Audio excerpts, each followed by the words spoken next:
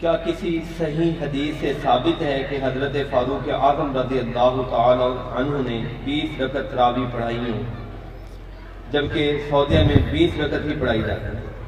چونکہ پہلی بات تو یہ ہے، حضرت عمر کے نہ تو پڑھانے کا ذکر ہے، حالانکہ میں مناظر نہیں ہوں، لیکن یہ بات جس نے بھی کی ہے اتنی کچی بات ہے کہ میں دھڑلے سے کہتا ہوں میں 11 بجے تک ادھر ہوں، کوئی مئی کا لال حضرت عمر فاروق رضی اللہ تعالی عنہ نے 20 تراویحاں پڑھائیں جس طرح سوال میں کہا گیا ہے، کوئی مئی کا لال آج رات 11 بجے تک میں ذمہ دار ہوں، میرے بعد میری پوری جماعت ذمہ دار ہے، کوئی مئی کا لال یہ روایت نہیں لا سکتا، اس لیے کہ یہ روایت ہے ہی نہیں، صحیح ضعیف تو بعد کی بات ہے، یہ روایت ہے ہی نہیں۔ وہ جو روایت ہے جو انہوں نے بیان نہیں کی وہ یہ ہے جو کہا جاتا ہے کہ حضرت عمر کے زمانے میں 20 پڑھی گئی، زمانے میں 20 پڑھی گئی۔ اب زمانے میں 20 پڑھی گئی، اب نواز شریف کے زمانے میں ہم یہاں جلسہ کر رہے ہیں اور سوشل میڈیا کا دور ہے، ایمانداری سے بتاؤ نواز شریف کو پتا ہے خانپور میں کانفرنس ہو رہی ہے؟ پتا ہے نواز شریف؟ نہیں پتا۔ حضرت عمر کے زمانے میں اگر کسی نے رات کو 20 تراویح، حضرت عمر کا زمانہ ایران تک سرحدیں پھیلی ہوئی تھی، ایران فتح ہوا، آج تک ان کو یہی تو جیلسی ہے، یہی تو جیلسی ہے کہ یہ سنی ہمارے علاقوں پہ قابض ہو کے بیٹھے ہیں۔ حضرت عمر بھی تو سنی تھے، نبی کریم صلی اللہ علیہ وسلم کی سنت پر عمل پیرا ہونے والے تھے، تو اس زمانے میں اگر ان کے زمانے میں 20 پڑھی گئی تو میرا سوال یہ ہے حضرت عمر کے نالج میں تھی یہ بات؟ معلوم نہیں۔ حضرت عمر کو کسی نے جا کر بتایا تھا فلاں مسجد میں 20 ہو رہی ہیں؟ معلوم نہیں۔ یہ 20 رکعتیں کس نے پڑھائی تھی؟ معلوم نہیں۔ پیچھے کس نے پڑھی تھی؟ معلوم نہیں۔ کس مسجد میں پڑھی گئی؟ معلوم نہیں۔ تو پھر بات کس بات کی ہے؟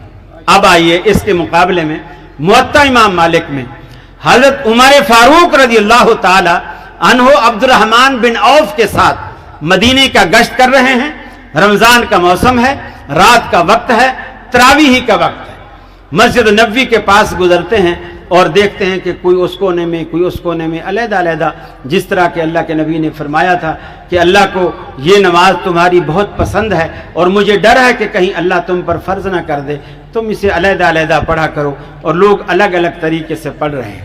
حضرت عمر نے سمجھا کہ اللہ کے نبی نے 2 باتیں کی تھی، ایک تو یہ کی تھی کہ اللہ کو تمہارا مل کر نماز پڑھنا پسند ہے، جماعت پسند ہے، دوسری یہ وجہ بتائی کہ میں جماعت کو اس لیے ترک کر رہا ہوں کہ کہیں اللہ اپنی یہ پسند تم پر فرض نہ کر دے اور پھر تم اس کو نبھا نہ سکو، لہذا آج اللہ کو یہ نماز کتنی بھی پسند ہو، چونکہ اللہ کا نبی ہم میں موجود نہیں ہے، جبریل ہمارے پاس تو آنے سے رہا، فرض یہ نہیں ہو سکتی، لہذا وہی کرو جو اللہ کو پسند تھا۔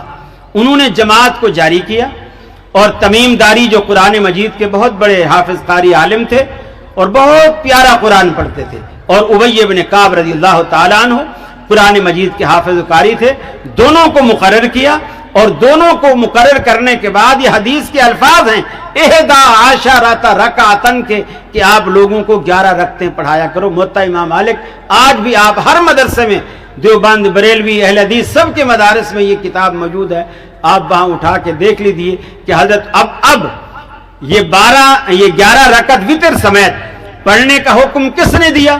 معلوم ہے حضرت عمر نے دیا۔ کن کو دیا؟ ابی بن کعب اور تمیم داری کو، یہ بھی حدیث سے معلوم ہے۔ کس مسجد میں پڑھانے کو کہا؟ مسجد نبوی کے اندر، یہ جگہ بھی معلوم ہے، اور پیچھے پڑھنے والے کون تھے؟ صحابہ کرام تھے، یہ بھی معلوم ہے۔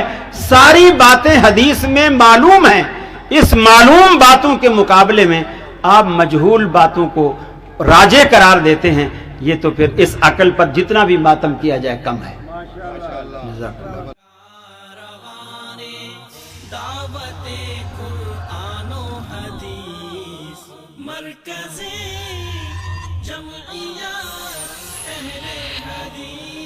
پاکستان